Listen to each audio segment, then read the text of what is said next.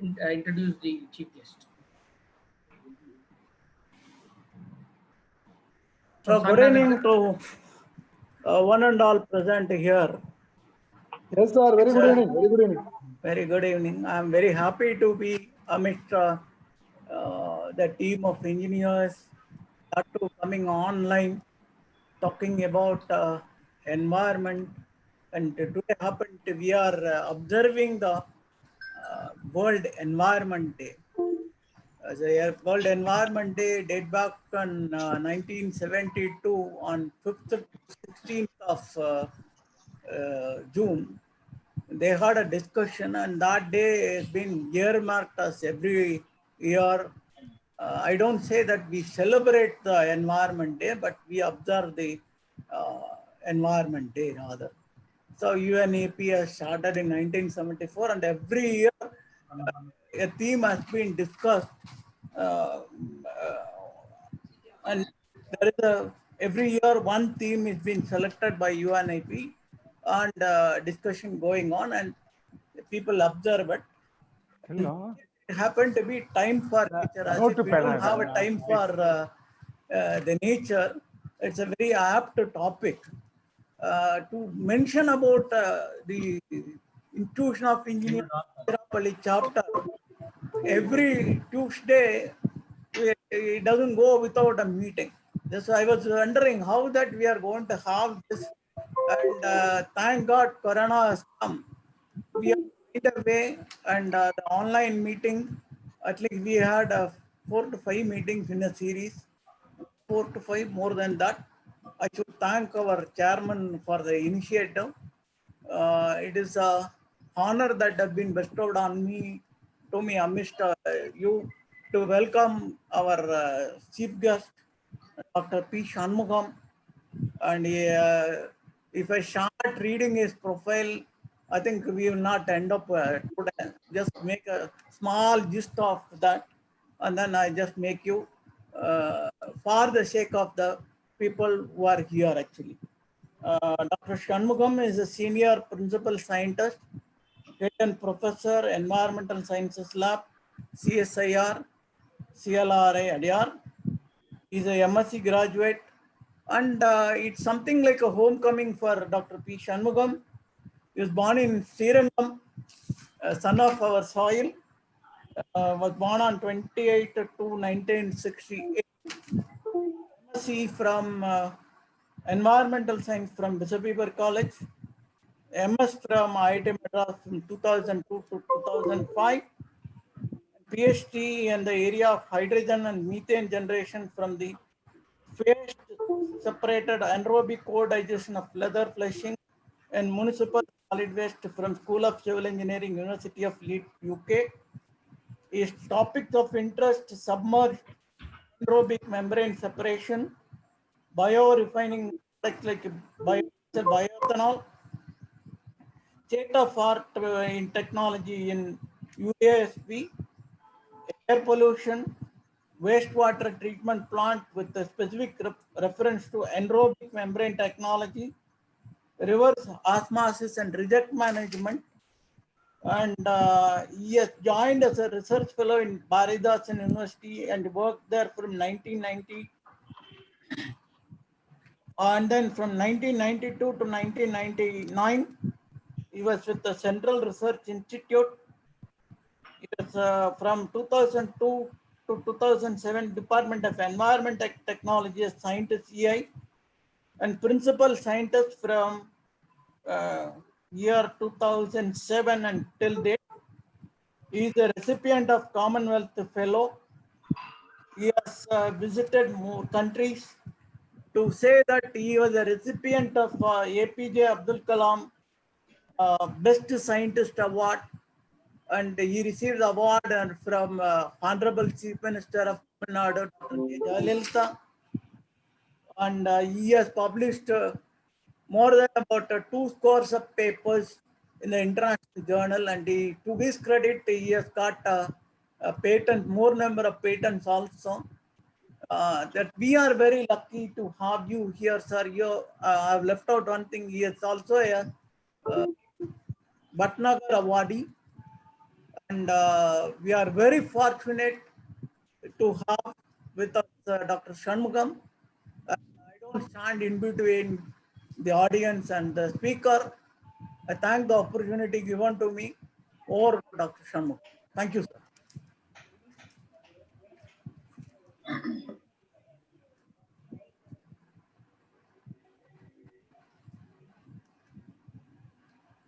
Can I start? Yeah. Yes, sir, you can start. Yeah, you can start, sir. Please, sir.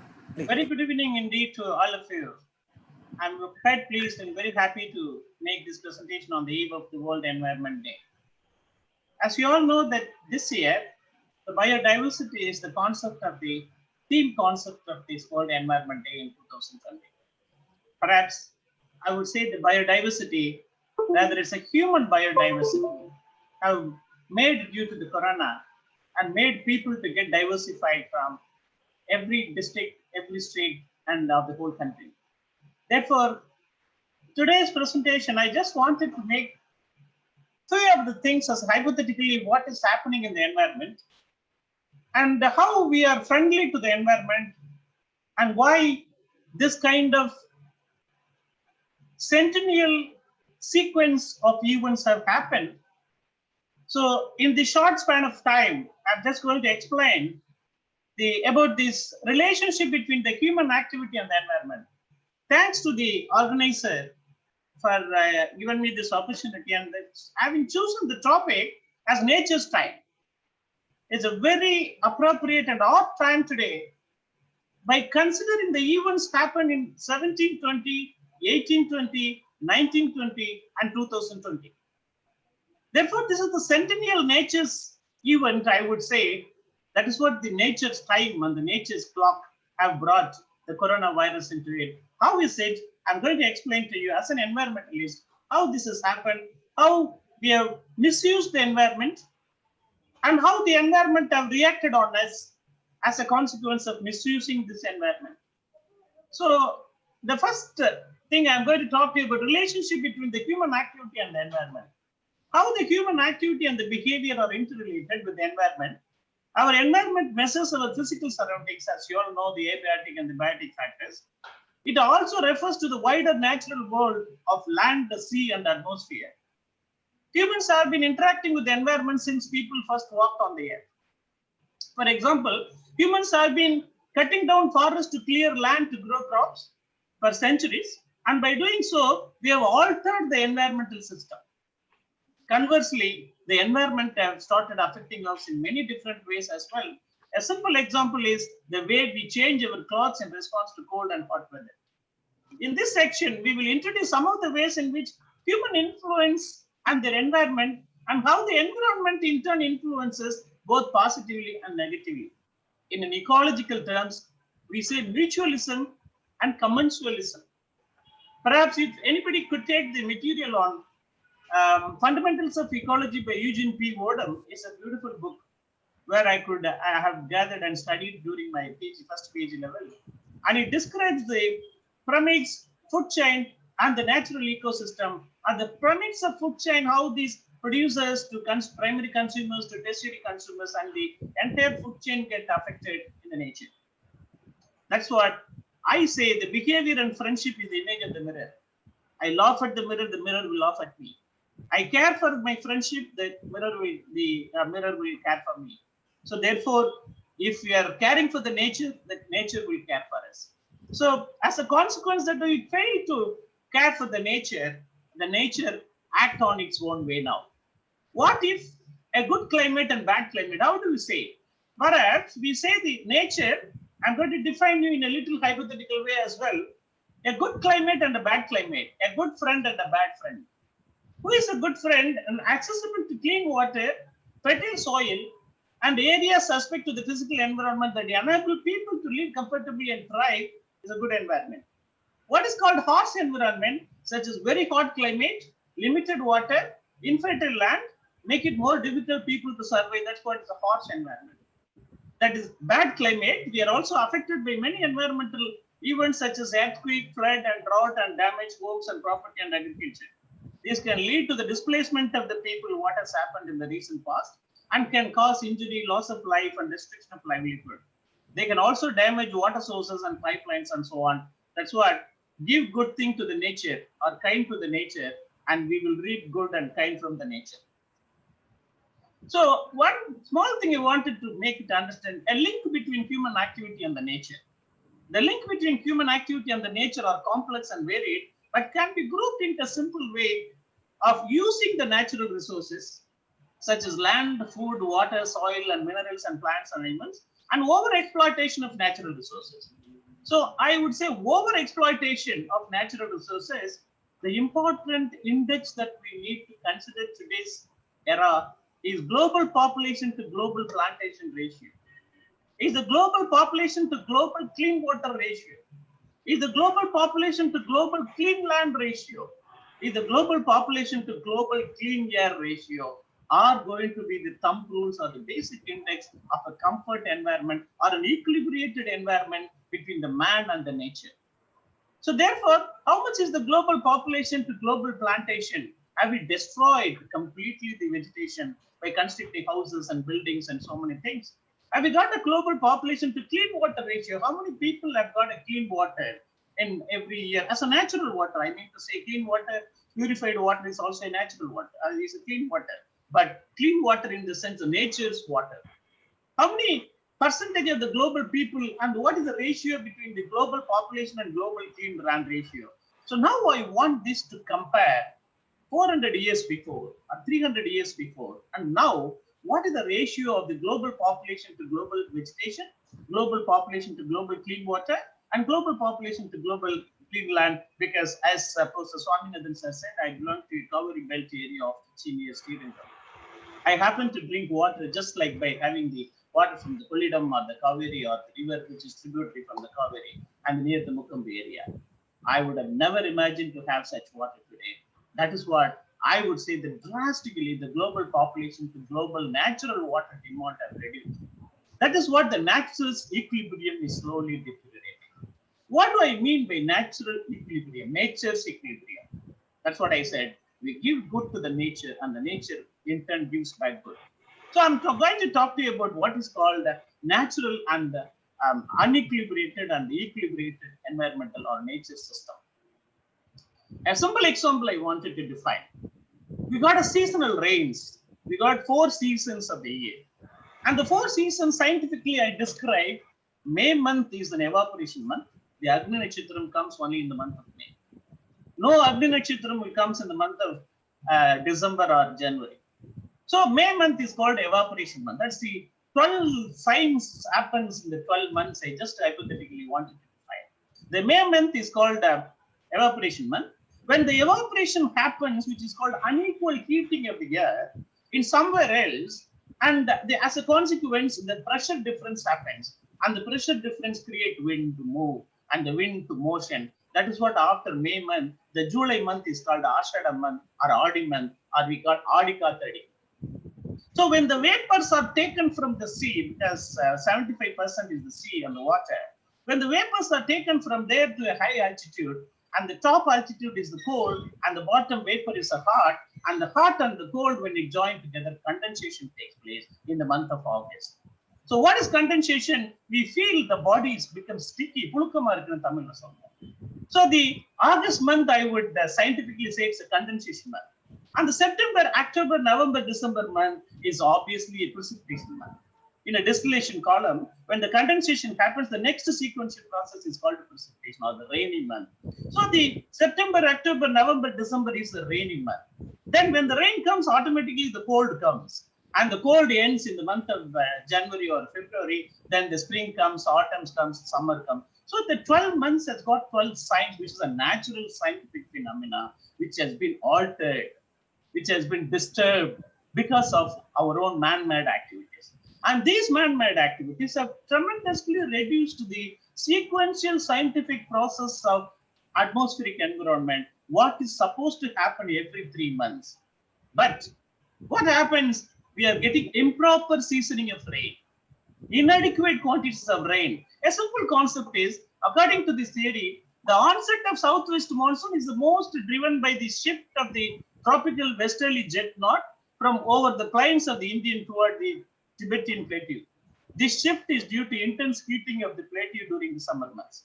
The Arabian Sea in the west of the area, and we got a Western Ghats. When these Western Ghats have got trees and plants, when these taken the water droplets comes out from the Arabian Sea, and those water droplets are converted when it moves into the trees, canopies, and the forces, and that is converted into clouds. When those clouds are moving towards again east, that is what it becomes condensed and forms again. So the southwest monsoon is southwest monsoon is a predominant rainy season got disturbed because we have destroyed the trees in the Western Ghats. There is no plantation happens in the Western Ghats. That is what the global population to vegetation ratio I was talking about. So that is the reason the annual rainfall rate has reduced drastically from the previous. That is what you don't see 18 steps in the Kaveri River in the month of Audi 18. The month of Audi, 18th Audi month, we get 18 steps of Kaveri River water flowing we have never seen for the past 20 years. So therefore, that is the consequence of how the rain has reduced, that has got a science built into it. And southwest monsoon is the rain-bearing seasonal winds that flow from Arabian Sea to the mainland of India from southwest direction. Since this happens in midsummer and also wind gives a large quantity of rainfall, they are referred as Indian summer monsoon. So the primary cause of monsoon is the difference between annual temperature trends over the land area. That's what normally I say. The heating of the earth and the sea happens in the month of May in peak summer. That leads to an unequal heating, unequal temperature, unequal pressure. That leads to wind. The wind takes all the vapors. Vapors get condensed. Condensed vapor becomes rains, and rain becomes a seasonal rain or monsoon. So that is a simple theory of me. Hypothetically, I would say it has got a good concept to prove it. Alterations in this tri-monthly seasoning, that's what happened now. So for every human mistakes, what has happened, and then we have misused this environment by destroying the Western Ghats, the trees in the Western Ghats, but that has consequently reduced the rainfall rate. The law, we say three things into mind. The law will take its own course of action. The God will take his own course of action, and the nature will take its own course of action. So these three things I wanted to put forward today. Does the God and the nature are same? It's a hypothetical question I wanted to make it. My answer is yes. Does the nature have the bad feeling and good feeling towards human being? Yes or no? Nature made up of fire, which is a harsh feeling, water, which is a cold feeling, air, which is a fresh feeling. So the nature has got all three feelings. That's what. So God has the feeling to create, to destroy, and save. That's what nature's feelings of hot, cold, and fresh feelings. And that is what Akum Kadavul, Padakum Kadavul, and Alikum Kadavul. As we have three types of God. Is Padakum Kadavul, Akum Kadavul, and Alikum Kadavul. We say hot, cold, and fresh, and we say fire, water, and air. That's the reason scientifically even. You all might be knowing the World Yoga Day is being celebrated in 21st of June. I think probably all of you must be knowing why it is celebrated exclusively on 21st of June. I think you all may be knowing that 21st of June is the longest day of the year. And 21st of December is the shortest day of the year. In the yoga, when somebody does Surya Namaskaram, they could see the sun at the earliest of the whole year only on 21st of June.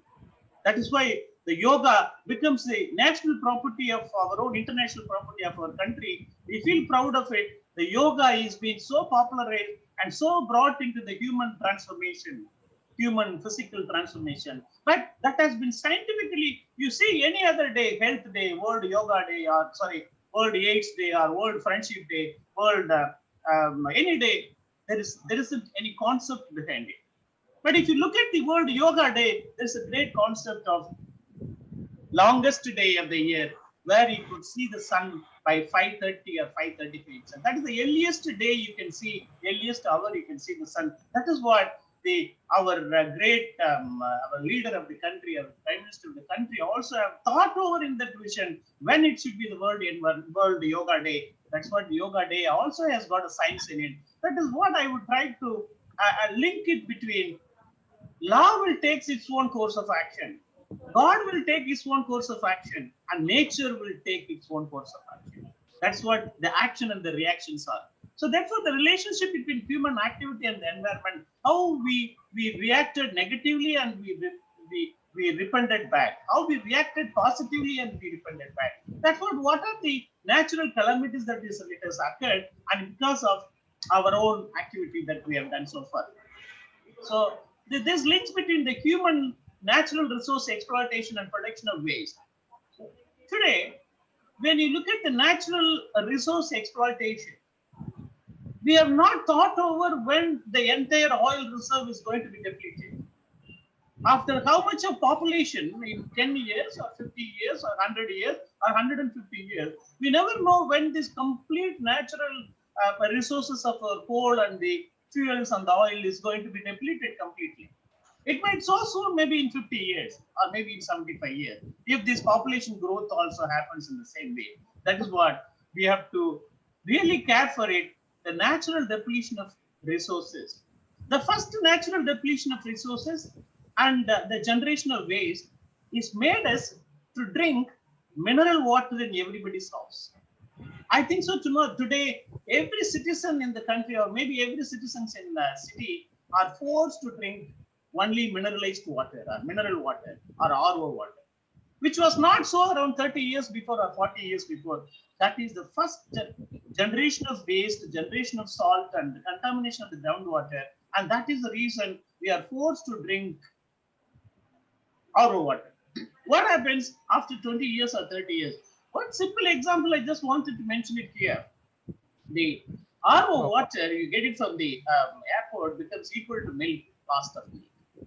So we cannot drink the milk and the petrol and the water and the blood are become 4 equal commodities nowadays. The cost of blood, we get it from the blood bank, and the cost of petrol, we get it, and the cost of water, you get it, are gradually become equal commodities if we don't care for the environment to protect these natural resources. That is the important things that I wanted to make. So one of the alternative is making renewable sources of energy. We got an abundant quantity of renewable sources of energy from wind, tidal, biomass, and biofuel. We are not properly utilizing it. The waste generation is imminent to happen. It is bound to happen because the population growth is bound to happen. When the population growth is bound to happen, the waste generation is bound to happen. But there has to be a remedy to manage the waste in a renewable way where we bring the carbon back into the system, carbon back into the environment to achieve carbon neutral technology. So whereas in the environmental care for managing the natural resources or managing the waste material, the equilibrium does not create actually between the resources and the waste. So now what I personally wanted to make in order to achieve a carbon neutral technology, every technology that we develop for an environmental protection has to be carbon neutral. The waste comes from carbon, comes from the waste. The waste comes from the natural resources, have to be balanced. That is what the maximum recovery of the resources or the renewable energy is become an alternative source in the future going to protect the environment. So the humans and the environment have been interacting since human first walked into the earth. That I made it very clear before. As a consequence, the water scarcity, agricultural productivity loss, and the natural depletion of all this material leads to tsunami, leads to natural disasters.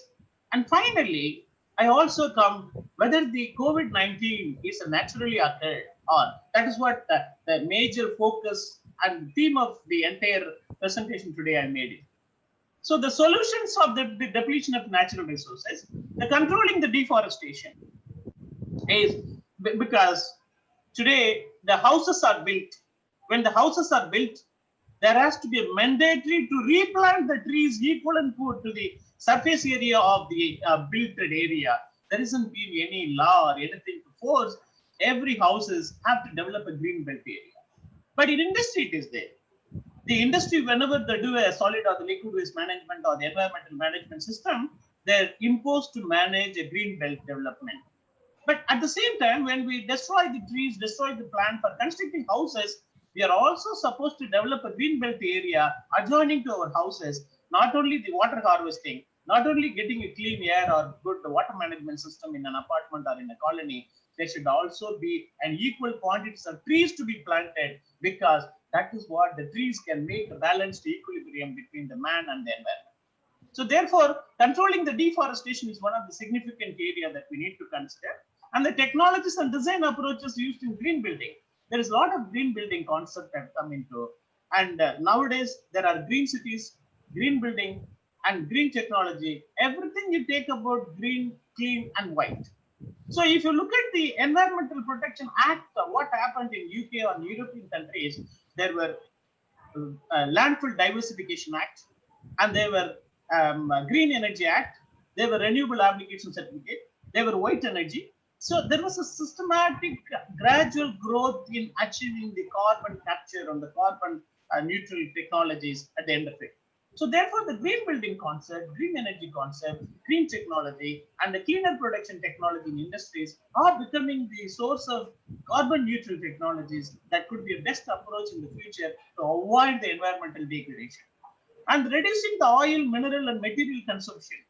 I don't think so we'll be able to create the coal resources in the globe artificially, because the coal resources and the fuel resources, whatever happened, we might find a new well or a new exploration unit, oil drilling exploration unit, but we may not be able to create artificially a new well or things. But alternatively, we have to generate biofuel from the waste material. We have to generate wind energy from the energy from the wind, and hydel energy and the tidal energy. Wherever possible, we must energy self-sufficient. So the energy security need to be the prime priority to avoid all these natural and happenings of this. More exploration and use of renewable sources of energy. Renewables such as solar, wind power can be explored more and utilized to reduce the dependency on fossil fuel, which is a major cause of environmental pollution and the climate change and the global warming and destruction of natural habitat. But now here, because having come to this part of natural disaster and the nature's time, I would say the climate change is indirectly linked with the carbon dioxide emissions and the greenhouse gas emissions. In fact, the Intergovernmental Panel on Climate Change have tentatively, approximately predicted the tsunami also linked with the climate change. The tsunami also linked with the climate change, but what the IPCC report have said, described, I happened to read it in there. When the carbon dioxide emissions are higher, when the greenhouse gas emissions are higher, when the climate change or the global warming becomes higher, the consequence of global warming is an increase in sea level rise. When the increase in sea level rise happens abruptly due to the global warming, the increased level of sea from the 75% of the land sea area and 25% of the land area, every consequences of the global warming is the sea level rise that we all know about it. But this sea level rise, what IPCC have depicted very nicely, is creating an imbalance in the hydrogeological system of the earth. And that imbalance is actually disturbing the tectonic prone earthquake zones under the sea. Wherever there's a weak tectonic zone, that is what it makes an earthquake to happen under the sea. As a consequence, a fissure happened and the tsunami waves comes in. So for the tsunami, indirectly, they are commented on climate change, and the greenhouse gas emissions and the carbon dioxide emissions are also a culprit for the tsunami. That's what they mentioned, and that's what they brought in descriptively. So the natural disaster, the high emission of CO2 is imminent. But of course, this month onward, or probably April onward, we got a Bharat stage 4. But so far, every air pollution activity or the total carbon credit or the carbon tax ratio, they have not been attempted what is the per capita CO2 emission per person per day in the full country. And what has to be the target to reduce the emission of CO2? And that reduction in emission of CO2 will protect the environment, will retain the climate change. No climate change can occur. As a consequence, the future we can give to our grandchildren, to our grand generation, a tsunami-free society. So therefore, what I intend to mention about the climate change has got a direct impact on the natural disaster. You might ask me how the COVID-19 has got a direct impact on the climate change. I would definitely not answer this, but when you go ahead, you will come to know how I link it this also. Protecting wetlands and coastal ecosystem. Wetlands are regions saturated with the groundwater that serves a significant role in sustaining vegetation cover. The coastal and wetland ecosystem are thus vital in be sustaining the food chain. So therefore, the food chain should not get altered or should not get imbalanced. And so that is what the human impact, the physical environment in many ways, overpopulation, pollution, burning fossil fuels and deforestation. Changes like these have triggered climate change, soil erosion, poor air quality, and undrinkable water. Nature and human interactions, I mentioned to you about a little more on this already. And the nature's clock, rhythmicity in the and the consequential impact on Earth. This is what I'm coming here today. What has happened in the nature's clock and rhythmicity and the consequential impact on Earth? And this consequential impact, whether it is hypothetically correct or not, in 19720 there was a pandemic. 1820 there was a pandemic. 1820 there was a pandemic. 1920, between 1918 to 1920, the Spanish influenza, there was a pandemic. And 2020 there was a pandemic. I'm trying to compare every 100 years, one kind of a pandemic has happened. Has it linked with the nature's time? That's what the topic who has coined the nature's time for me to talk about. It's quite interested me, quite, I'm really enjoyed with that. That's what today I'm going to tell you about. Diurnal and nocturnal nature's rhythm.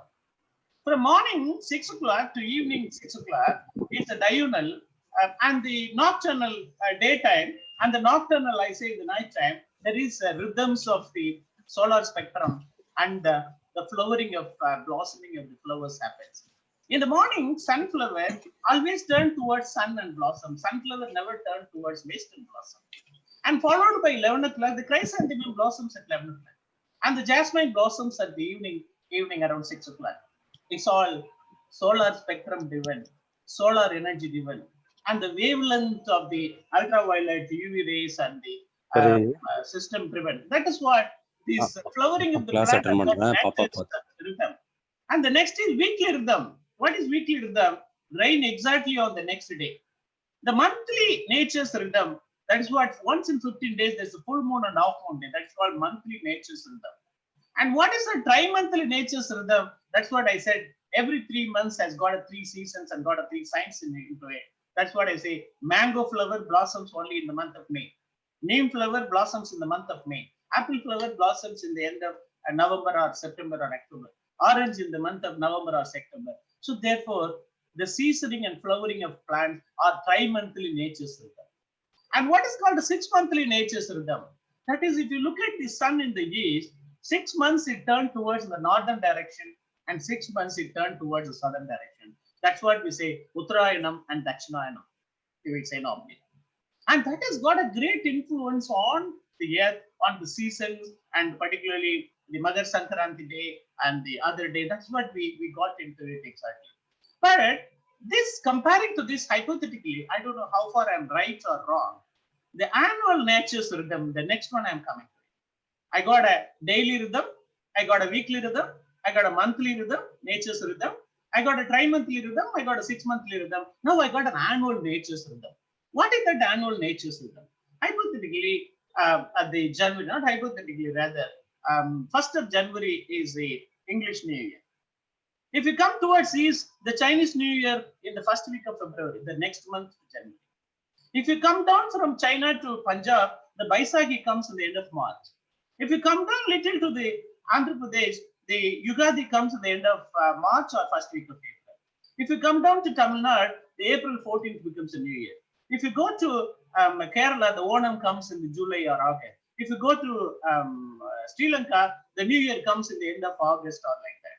If you again go back to England, the January 1st. So January, February, March, April, May, June, July, like every month has got one New Year for every country and every state and there. How this is linked with the nature's ecosystem. Therefore, the ancestors, without knowing science, they depicted based on the solar spectrum, they depicted the New Year. Not exactly the solar spectrum, I would insist, or maybe rather fact also, the blossoming of flowers have got the depiction on the nature's annual rhythm. What is called 12 years natural rhythm? I said about annual natural rhythms and 12 years natural rhythm. So we say the Kurunji flower blossoms once in 12 years. And it has got a 12-year cycle of many activities, rather, I would say. And one of the Kurunji flower, particularly the Neela Kurunji, the blue mountain, I happen to read in the morning when the moon occurs, near to the moon, there is a star. And the star based on the revolution, it comes only once in 12 years closest to the moon that illuminates the earth, rays to the earth. That one day can make the Kurunji flower to blossom. I happen to read a book called Iyarkai Vignanamam Idihasam. And that book says beautifully why once in 12 years the Kurunji flower blossoms. Describe it almost hypothetically to the nature solar spectrum. And what happens to the 12 years of the cycle when the star close to the moon, next year close to the moon, and closest to the moon, what happened that makes a Kurunji flower? So therefore, the solar spectrum, photon energy in the solar spectrum, and the wavelength of VGR, what makes is a blossoming of the jasmine, blossoming of the Kurunji flower, blossoming of the sunflower or the jasmine is governed by the nature's solar spectrum. Therefore, the decadal nature's rhythm, every 10 years, I am coming to the centennial nature's rhythm. What is called the centennial nature's rhythm? I'm talking to you about epidemic, pandemic in 1720, 1820, influenza in 1920, and corona in 2020. Is it a centennial rhythmic happening, or it is man-made?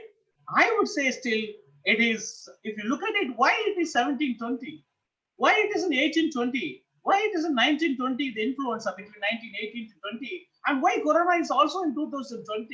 I say, I hypothetically predict and see there is every 100 years, there is something happening in the globe, like it happens every day, every 3 months, every 6 months, every 12 years. There is a centennial rhythms of the nature, and that is what the topic today you all coined, nature's time today, this year for corona. So therefore, in 1720, the plague. In 1720, there was a deadly pandemic of bubonic plague. It started in Marseille and was later called the Great Plague of Marseille. The researchers estimated the number of deaths as 100,000. In 1820, the cholera outbreak, the first cholera outbreak. In 1820, the first cholera pandemic occurred somewhere in Asia. Among the affected countries, we can list Indonesia, Thailand, and Philippines. And this pandemic has killed about the same number of people, about 100,000 officially registered deaths. And the main reason for the infection is the consumption of water from the lake infested with this killer bacteria. Same in 1920, between 1918 to 20, but they ended in 1920, and India got it in at the end of the war. That is what 1920 I spelled out here. Spanish flu. In 1920, one of the most unrelenting pandemic occurred. This is the Spanish flu that has infected about 500 million people and killed 100 million. The Spanish flu holds the official record for the deadliest pandemic officially recorded in the history. And 2020, it's a Chinese coronavirus. I would say it's a Chinese coronavirus, or what coronavirus it is. How do we justify it? Is it Wuhan made, or it is a naturally life originated virus? That's what the debate we have. So the 20 worst epidemics and pandemics in the country, I'm just going to make you aware and not to feel it's a new thing that have happened in the globe. It is, I would say, centennial rhythmic occurrence of the event. That's what I would say. So the discovery of 5,000-year-old house in China filled with skeletons in evidence of a deadly epidemic, that is prehistoric epidemic called the Zika 2000 BC. About 5,000 years ago, an epidemic wiped out a prehistoric village in China. The bodies of the dead were stuffed inside and a house, and that was later burned down. So no age group was spared, as the skeletons of juveniles, young adults, and middle-aged people were found inside the house of the buried. The archaeological site is now called Hamin Manga.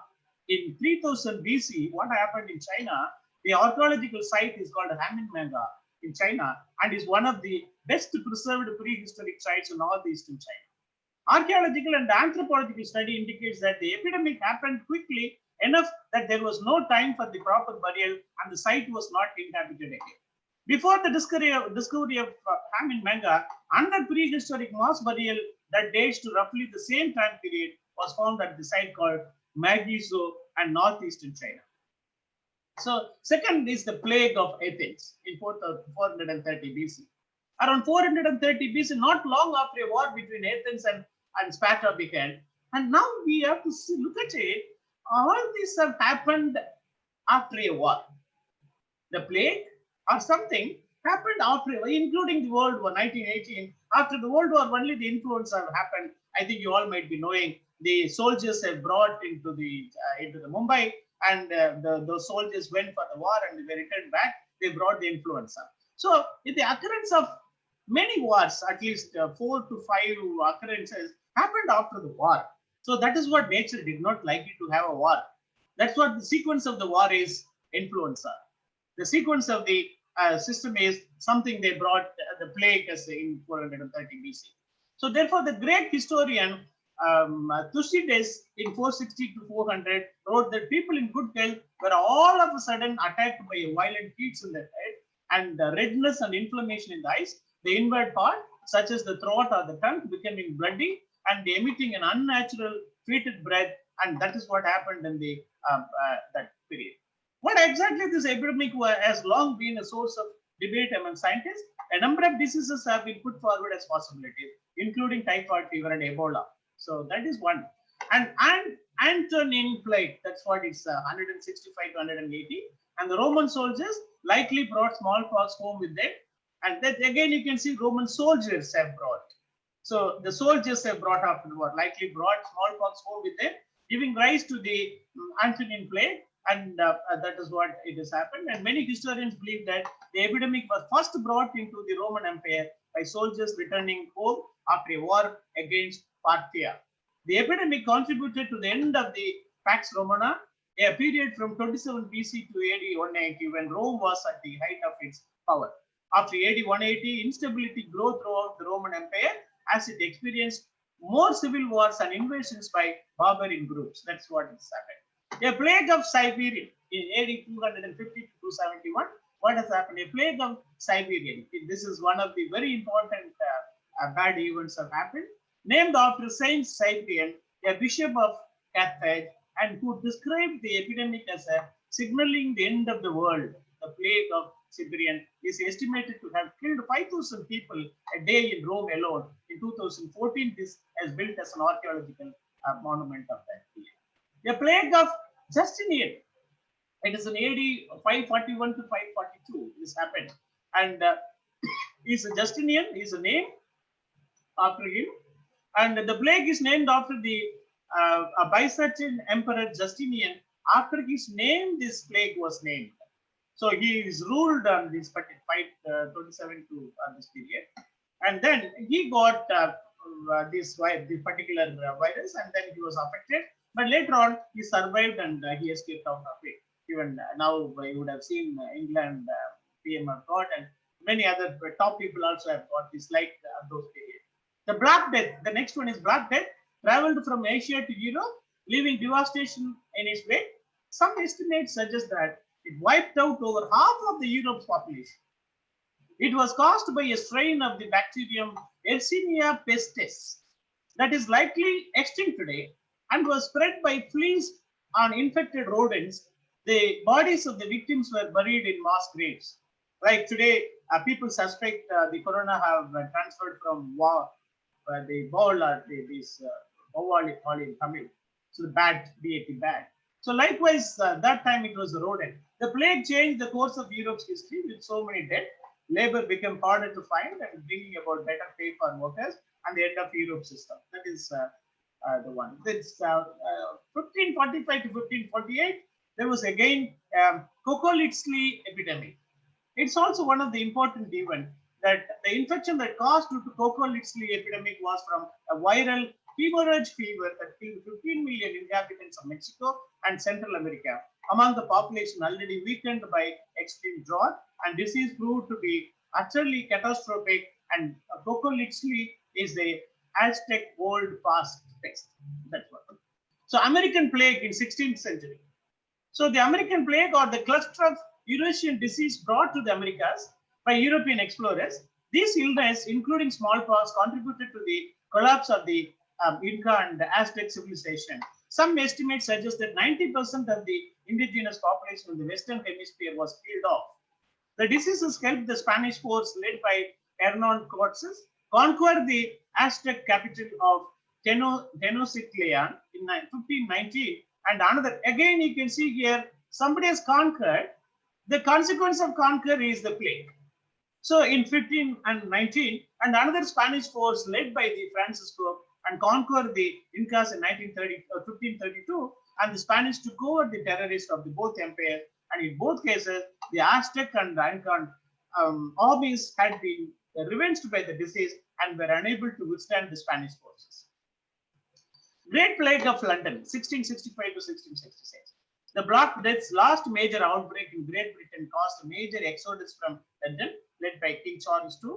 The plague started in April 1665 and spread rapidly through the hot summer months, and flew from plague-infected rodents were one of the main causes of transmission. By the time the plague ended, about 100,000 people, including 50% of the population of London, had died. But this was not the end of the city's suffering. On September 2, 1666, the Great Fire of London started, lasting 4 days and burning down the large portion of the city. Historical records say that the Great Plague of Marseille started when a ship called the Grand Sway Antonine docked in Marseille, France, carrying a cargo of goods from the eastern Mediterranean. Although the ship was quarantined, plague still got into the city, likely through the fleas of the plague-infected rodents. So the plague spread quickly, and you would have seen the Chennai port has got a ship with a lot of rodents, a lot of things a couple of months back, and you would have heard the news. The plague spread quickly, and over the next 3 years, as many as 100,000 people may have died, and Marseille and surrounding areas. It is estimated that up to 30% of the population of Marseille may have perished.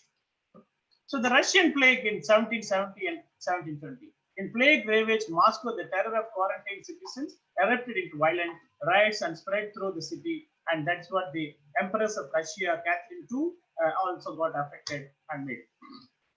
And this is flu pandemic in 1889 to 1890, and the Great Plague of Marseille 1720 to 1720. That's what I'm saying, the consequential years of 1720, 1820, 1920, 2020. The disease started spreading in Marseille, France in 1720, killing a total of 1 lakh people. As per estimates, up to 30% of the population of Marseille is expected to have perished due to the plague. In first cholera pandemic, 1817 to 1824, it is also known as the first Asiatic cholera pandemic or Asiatic cholera. So 1720 here and almost 1820 here, the Asiatic cholera. It is known to have begun in the city of Calcutta and spread throughout the Southeast Asia to Middle East, Eastern Africa, and Mediterranean coast over the time. Hundreds of people died during this pandemic. This pandemic affected almost every country in Asia. So the corona again, finally, corona, but 2020 it is not, although happened in 2019, but we say 2020 because linking this 1720, 1820, 1920, and 2020. The corona pandemic is an ongoing infectious, you all know for it. And so far, the global death is happened. What that is, we are not going to create any panic on that. So this is what little bit about the Spanish flu, and an estimated 500 million people from South Seas to North Pole fell victims of Spanish flu. 1/5 of those died, with some indigenous communities pushed to the brink of extinction. The flu spread and lethality was enhanced by the cramped conditions of soldiers and poor wartime nutrition that many people were experiencing during the World War I. Despite the name Spanish flu, the diseases likely did not start in Spain, but the Spain was a neutral nation during the war and did not enforce strict censorship of its press, which could therefore freely publish early accounts of the illness. As a result, people falsely believed that the illness was specific to Spain, and the name became Spanish flu or the step. So the Asian flu again is. So the AIDS pandemic also, it was in 1981 and 2008. So the H1N1 swine flu pandemic in 2009 and 10. And West African Ebola endemic 2014 and 16. And Zika virus epidemic in 2015 and 2008. And finally, again the Spanish flu, a little information about it. What caused the Spanish flu? It is outbreak began in 1918 during the final months of World War I. Again, World War I. And the historians now believe that the conflict may have been partly responsible for spreading the virus. On the Western Front, soldiers living in cramped, dirty, and damp conditions became ill. And this was a direct result of weakened immune system from the malnourishment. And their illness, which were known as la grippe, were infectious and spread among the ranks. Within around 3 days of becoming ill, many soldiers would start to feel better, but not all would make it. During the summer of 1918, as troops began to return home on leave, they brought with them the undetected virus that had many in them. The virus spread across cities, towns, and villages of the soldiers' home countries. Many of those infected, both soldiers and civilians, did not recover rapidly. The virus was hardest on young adults between the ages of 20 and 30 who had previously been healthy, very healthy. In 2014, the new theory about the origins of the virus suggested that it first emerged in China, National Geographic report, and previously undiscovered records linked the flu to the transportation of Chinese laborers and Chinese labor crops across Canada in 1970 and 80. The laborers were mostly from workers from remote parts of the rural China, according to Mark Humphrey's book, The Large Plague. They spent 6 days in sealed train containers as they were transported across the country before continuing to France. They were required to dig trenches.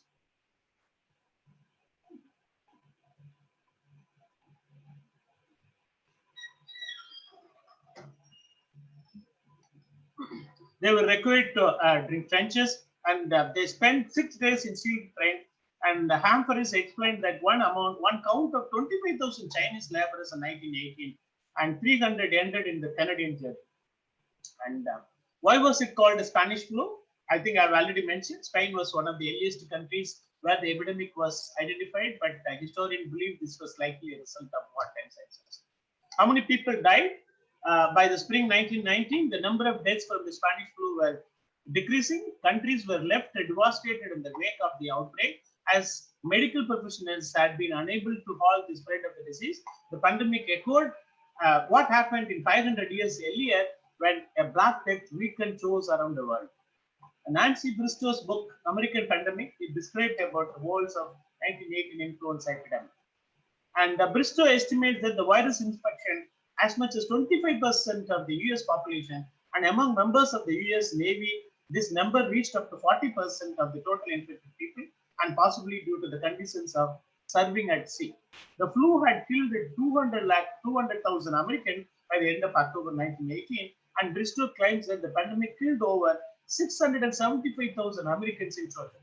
The impact on the population was so severe that in 1918, American life expectancy was reduced by 12 years. So that's one of the important things. So therefore, finally, how do we save from the corona? Because one important message I just wanted to make it, whether the corona COVID-19 is a naturally made or artificially made virus, because as a scientist, it is not that easy to find out. We have done a lot of patients using the PCR test. We have done the mRNA sequencing and confirmatory test using the PCR with a lot of patients. We got the number of sequenced data available. If we put into the phylogenesis, and if we look at the functional genomics of each viruses, we take those samples and find out what is the functional genomic, because the biggest debate exists today as this virus is how we're able to sustain at extreme cold and extreme hot conditions. Because it is able to sustain at extreme cold in New Zealand and able to sustain extreme cold in Iran, extreme hot in Iran and other places. Human being cannot survive, or no organism, because scientifically we got cyclophilic, mesophilic, thermophilic organisms and so on, because it can sustain at one temperature, cannot sustain in two extreme temperatures. Therefore, if this virus is it functional mapping of the genomes are made to survive at extreme two temperatures, or it is genetically born to live with this extreme two temperature. The functional genomic, proteomic, and its own gene mapping and the genetic coding, if you put into the gene library after maybe 1 month, collecting all the data and put into there, we will definitely get to know what is the origin of this virus, where it is, and we will come out with this conflict of interest. And certainly there are ways and means. People have started with lots of digging out the antibiotics and so on. Like 1918, it has happened, the Spanish flu, but 1924, they could made the vaccines, made everything ready for the Spanish flu. Likewise, I wouldn't say so. It takes 4 years or 3 years, because that time, not much people know about what is PCR, what is RT-PCR, what is qT-PCR, and what is the prime sequencing of mRNA, and how these functional genomics can occur. Now the science has emerged too high, And it is only the confirmation that they will make it in a short span of time with a better confirmation and better vaccination in a year or so likely. And definitely, I say 1720, 1820, 1920, 2020, it is a centennial rhythms of nature's time that it has happened. Thank you very much. Thanks for all your kind participation who have come here. So I say the science has got a direct link with the nature, and the nature governs, the science governs. The nature governs, the science governs, the God governs. And that is what I said. Nature has got a feeling of the heart, cold and fresh, and therefore the God has got a feeling. And the nature and God both are same. Therefore, who governs the nature, the God governed by God. Therefore, we will not be let out with large calamities or large things, because God has a feeling to take care of its own people, its own children. So therefore, nothing worse will happen. You all will be happy, and shortly we come back out of this issue. I'm so confident on it as a scientist. Thank you very much. Thanks for having given me this opportunity to do in the Institution of Engineers here, particularly to have Dr. Murugesan and many experts who are here. Thank you very much for all of you. I would like to take some few questions if anybody has.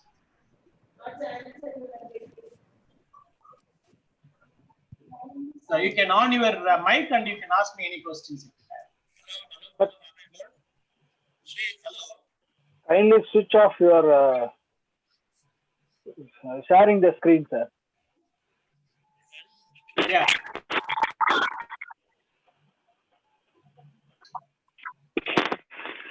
Sir, good evening.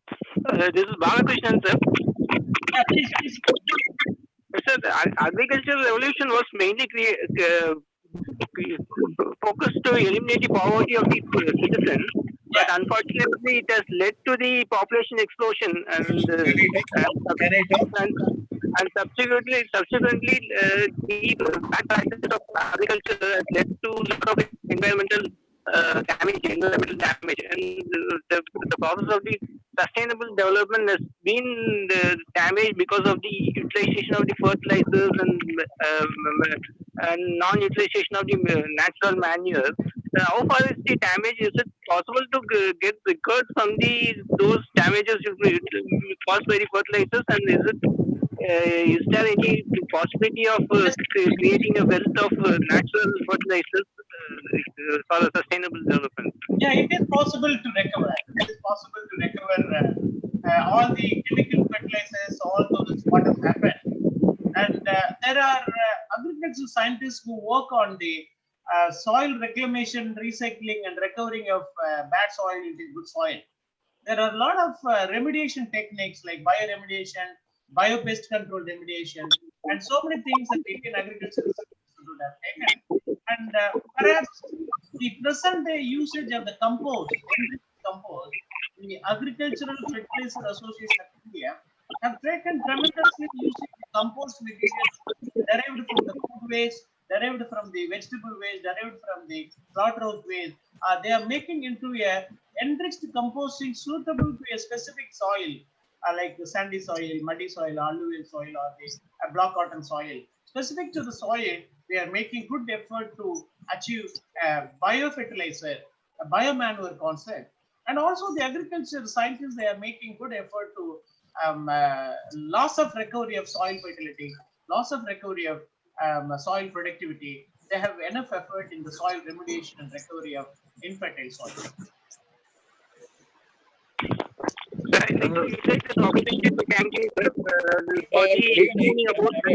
Please, one by one. Switch off your mic and one by one you can ask.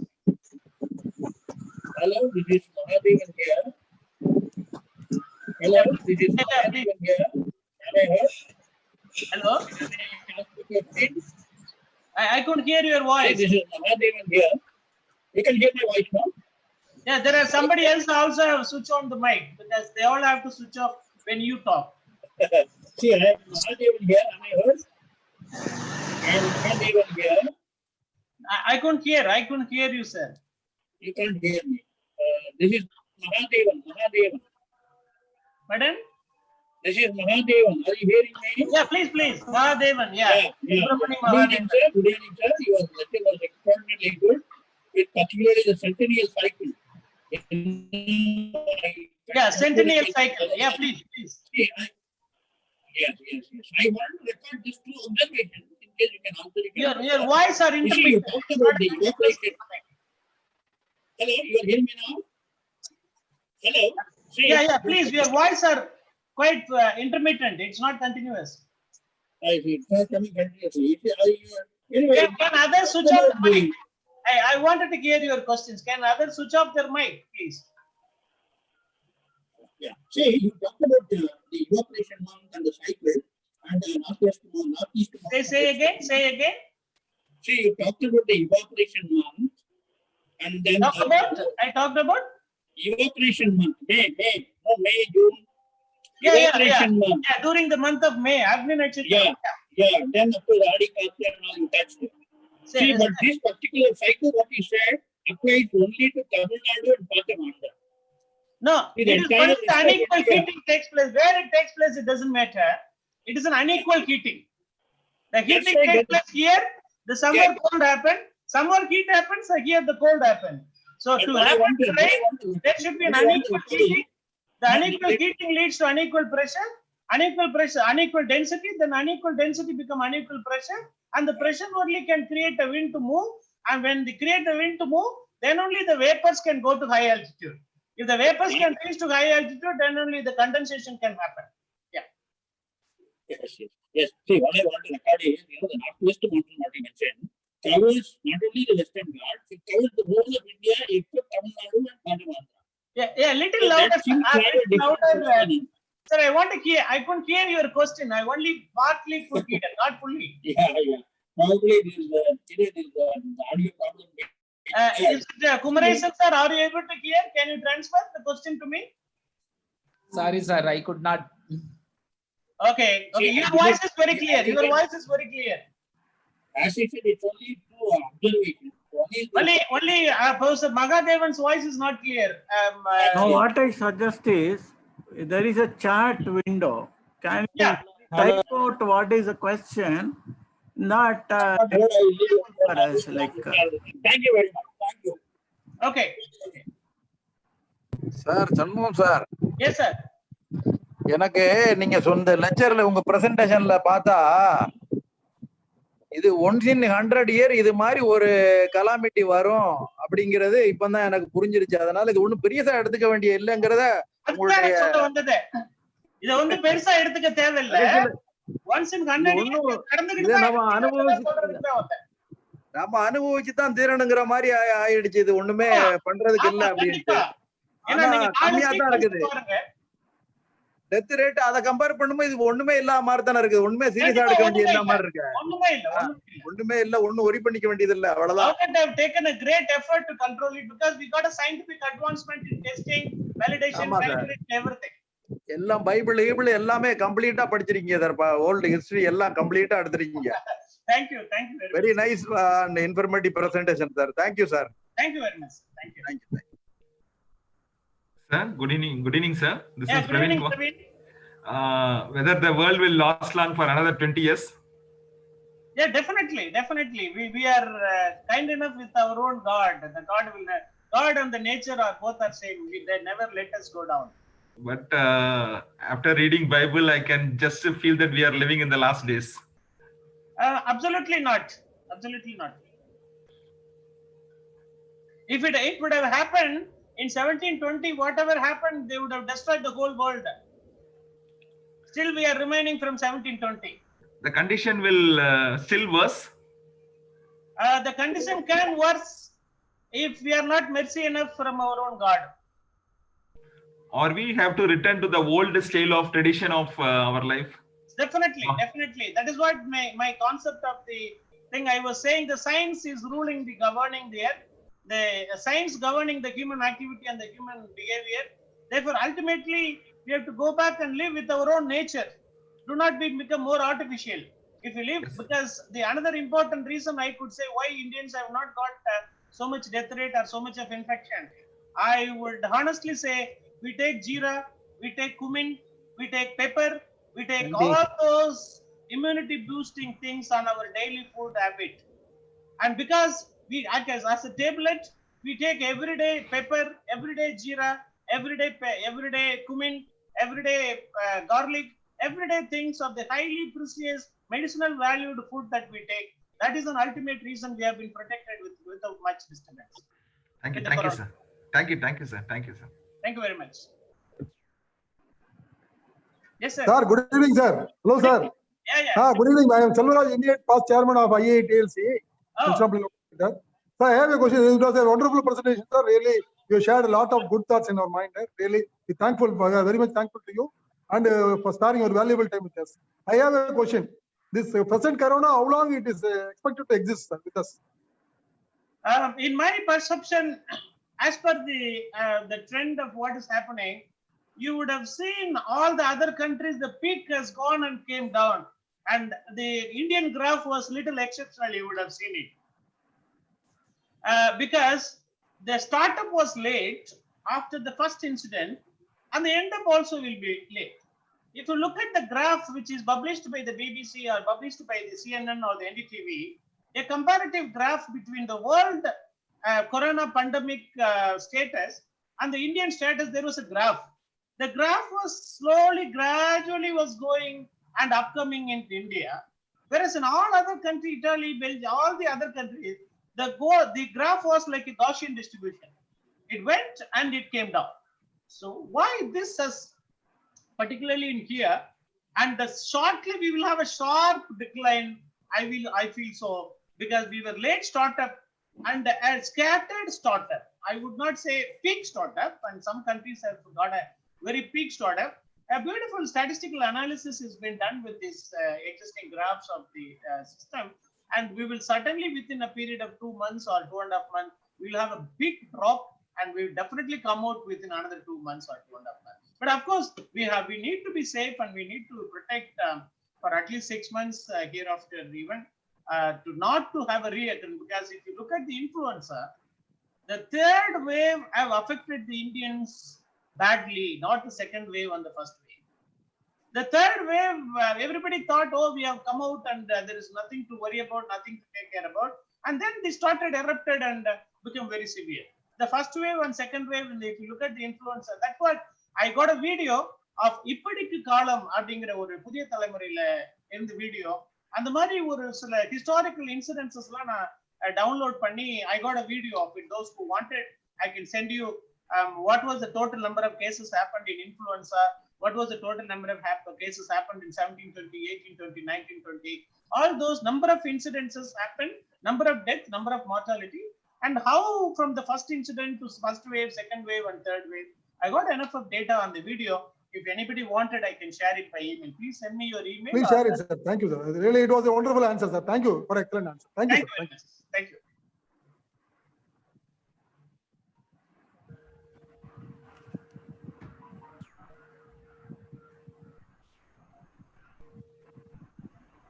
Dr. Sivakam, you can conclude. Yeah, please. Any more questions? Yeah, any more questions? Shanmugam sir. Yes, sir.